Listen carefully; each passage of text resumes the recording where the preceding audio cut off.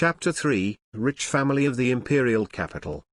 The carriage went all the way into the city although it was nighttime, because the imperial capital was the empire's largest and most famous commercial center. The gates of this place had never once been closed, except during the warring era. Rody was tailing the carriage from a distance. He did not dare to stay too close to the carriage. Only God knew how powerful the beautiful girl actually was, and in the event that Rody was discovered, he would end up in prison together with Star. The carriage passed through the capital's magnificent Victory Square and entered a wide road. Rody had already been in the capital for 2 years, but he was still not familiar with this road. He knew that only the most powerful of aristocrats could live here. All the people living here were from rich and powerful families. The carriage slowly stopped in front of a large mansion. The thick wooden door of the mansion was painted in red, giving it an iron-like look. Rody was surprised and almost fell down when he saw the family insignia on the door. He knew what that pattern was. It was the insignia for the Flame Tulip family. As a senior student in the Imperial Academy, he was familiar with the Empire's military history. Rody obviously knew what that flame-like tulip insignia represented. It represented honor and glory. It represented the people's respect and admiration. The Flame Tulip family. It was the family of the descendants of the first marshal that helped His Majesty the Emperor found the Empire in the Empire's 600 years of history. The family has had a total of 14 marshals. Each and every one of them was an outstanding strategist. They have contributed much to the Empire. Rody remembered his history teacher telling him in a tone of reverence that this family was the God of War's family. Naturally, Rody only had respect for this family. Never in his life would he have imagined that he would attack the Tulip family. It looked like there was now a perfect explanation for her ridiculous power. As she was part of the Flame Tulip family, she must be very powerful. As the carriage slowly passed through the main entrance, the door closed. Rody's heart was now filled with anxiety. He knew how serious it was to deal with the Tulip family if they found out that he secretly came here to rescue someone. If they caught him, terrible things would happen. If they found out that a group of people had attacked the Tulip family, it was certain that this group of people would all be hanged. Any normal person would pack up and run away immediately, as far away as possible. Rody thought to himself for a moment and sighed. He could not abandon his friend and run away on his own. It was not consistent with his principles of life. Although Rody was not a virtuous person, he would not abandon his family and friends. Gritting his teeth, Rody entered a small alley next to the mansion. He looked around carefully to make sure that there was no one around before he climbed the walls and jumped into the compound. Nicole watched her drunk little brother being ferried back. Although she was extremely angry, her face was expressionless. She then called her servants and waved her hand as she coldly said, "Carry him down and let him rest." Unfortunately, the idiotic future duke was not an obedient person. Being drunk, he could not recognize the person in front of him. His eyes were lax as he laughed and jokingly looked at his sister. He also stretched out his finger and attempted to tease her chin. In a daze, he mumbled to himself, "Ah, my dear Sarah. I did not see you for a few days and you have already forgotten about me? You little fox. Let's see how I shall teach you tonight." He then stretched his arms and threw himself forward. Nicole's face turned ghastly pale as she skillfully turned sideways, causing him to stumble into a void. Anger started to show in her eyes as she spoke coldly, "Sarah? You even went to that kind of filthy place?" The pitiful playboy was still not aware of the dangerous situation he was in. Nicole flicked a finger and immediately, a white light shot out and struck the playboy's stomach. The playboy did not even have the chance to scream as he flew 3 meters away and crashed face first into the ground. Rody was hiding on top a tree outside the hall and saw the entire scene. He wondered that if he was the target being shot at, would he be able to dodge it?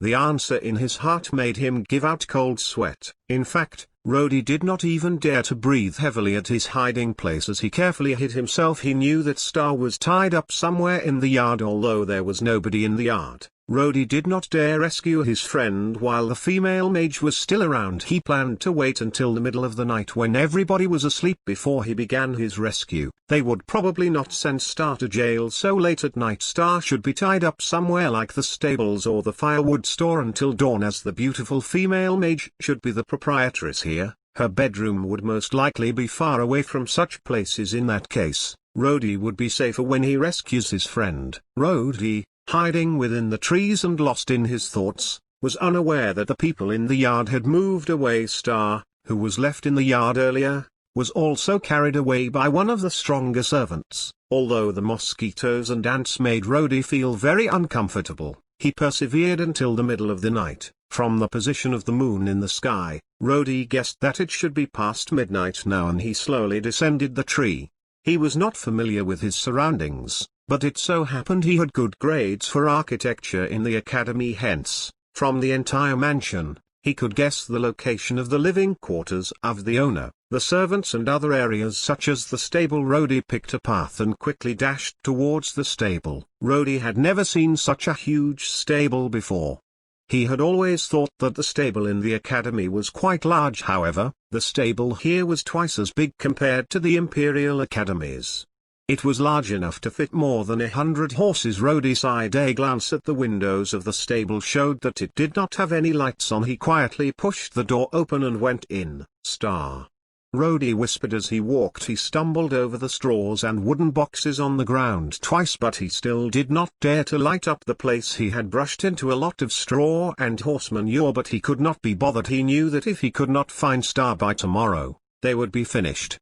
As soon as Rody reached the end of the stable, he heard light footsteps from across the door. His heart suddenly jumped into his throat as he desperately hid in the biggest horse shed. The shed was obviously larger than the rest in the stable and particularly well constructed. On the railings was also a saddle. Naturally, it was a high-quality item. Rody looked back and saw a pair of eyes staring back at him in the dark. Before he could cry out, he realized that it was just a horse. Even in the dark, Rody could faintly see that this was a very handsome black horse. Its limbs were healthy and strong like reinforced iron. The horse was watching Rody. Its nose puffed hot air and its hooves were restless apparently. Rody disturbed its sleep. Rody gingerly moved to the side of the horse and muttered, dear horse, I am not a horse thief, I mean no harm." Rody then touched the horse's mane. He tried to use the skill learned in the Imperial Academy to calm down the horse. At this time, he heard footsteps gradually approaching. Clearly, someone was heading here. Rody complained in his heart. In a moment of desperation, he caught sight of a crossbeam above. He quietly leapt up and caught the beam. His legs then latched onto it so that his body was hanging from it.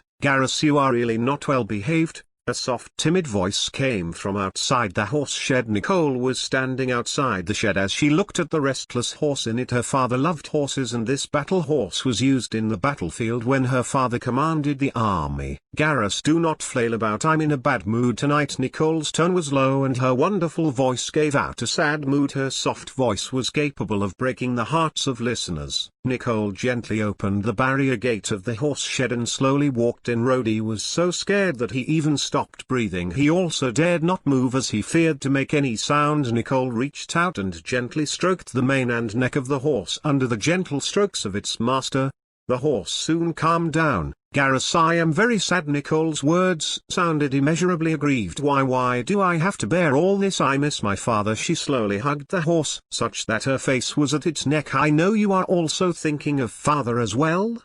In the dark, the girl, wearing a white nightgown, continued to whisper and cry softly. Seeing the beautiful blonde Nicole's heartbreaking crying face, the hair at her forehead damp from her tears, Rody's young heart was touched, as if someone was poking it softly with a stick. God, what kind of abominable matter is this?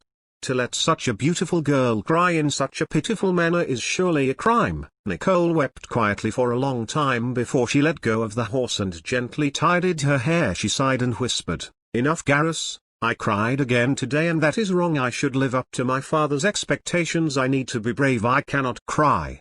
She gently said, "I know you are unhappy as well. The stable hand told me you are very irritable too. I also know that you do not like being in the stable every day, and you also miss father. You also miss the days when he took you out for a ride, do you not? But I really do not know what to do. The family is gradually declining. The tulips are fading away, but I am powerless. If I were a boy, I could inherit my father's responsibility. However, that playboy is father's only son, the only male in the family. However, he is ignorant and only tarnishes the name of the family. I feel isolated and helpless." Nicole sighed and prayed, May Father's soul in heaven bestow me courage. May the heavens bestow the Tulip family a ray of hope. May God give me a guide so that I am no longer alone in my fight.